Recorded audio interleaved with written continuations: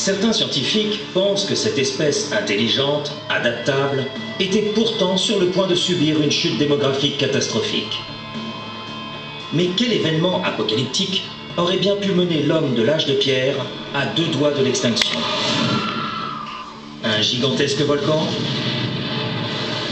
Un effroyable tsunami? Ou peut-être l'impact dévastateur d'un astéroïde?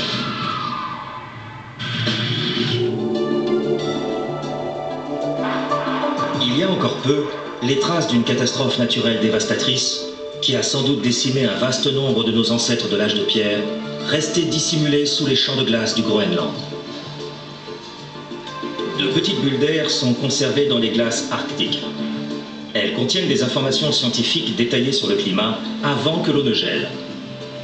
Les températures de la planète peuvent être estimées grâce à l'épaisseur des couches de glace. Des aérosols et des particules de poussière disposent d'informations sur les événements naturels d'alors. Les scientifiques peuvent dater toutes ces informations.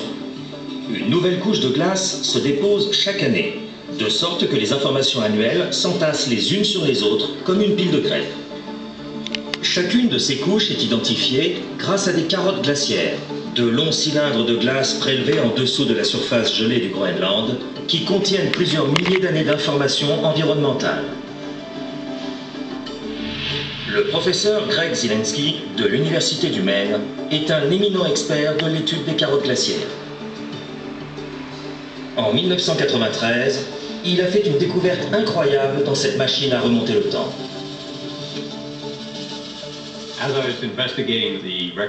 Lorsque j'étudiais les traces d'acide sulfurique dans la carotte glaciaire, j'ai remarqué ce pic très marqué d'il y a 75 000 ans, c'est-à-dire une concentration très élevée en sulfate.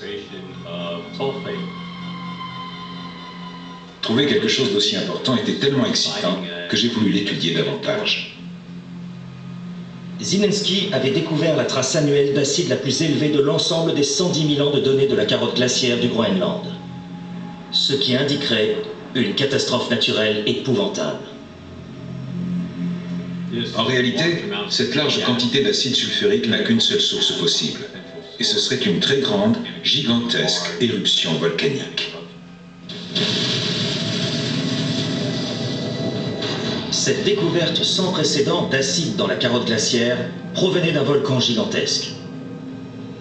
Les éruptions importantes dégagent des quantités énormes de gaz, dont des sulfates qui se transforment en acide sulfurique dans l'atmosphère. Le plus grand nuage acide du XXe siècle a été la conséquence de l'éruption du mont Pinatubo aux Philippines en 1991, qui a éjecté 20 millions de tonnes de dioxyde de soufre.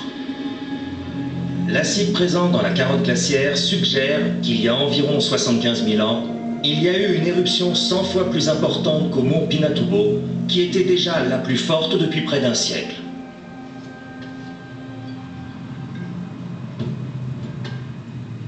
La plupart des volcans actifs se trouvent au bord des vastes plaques tectoniques qui constituent la surface de la Terre.